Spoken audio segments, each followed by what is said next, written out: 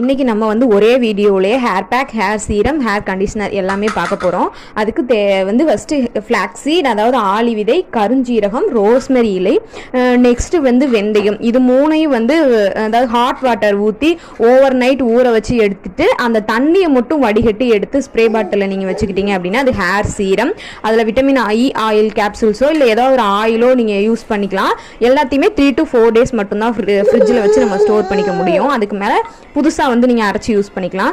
Balance இருக்க அந்த விதையெல்லாம் நல்லா இன்னும் கொஞ்சம் வாட்டர் ஊற்றி ஹீட் பண்ணிவிட்டு மிக்சியில் போட்டு நல்லா பிளண்ட் பண்ணி எடுத்திங்கன்னா இந்த மாதிரி ஜெல்லு கன்சிஸ்டன்சி வரும். இதை ஒரு ஒயிட் கிளாத் வச்சு ஃபில்டர் பண்ணிவிட்டு பாதியை வந்து ஒரு கண்டெய்னரில் எடுத்து வச்சு ஃப்ரிட்ஜில் ஸ்டோர் பண்ணிட்டீங்கன்னா ஜெல் கன்சிஸ்டன்சி வந்துடும். இது வந்து ஹேர் கண்டிஷனர். நீங்கள் ஹேர் வாஷ் பண்ணதுக்கப்புறம் லைட்டாக அப்ளை பண்ணி ஹேர் வாஷ் பண்ணிக்கலாம் அகைன் ஒரு டைம்.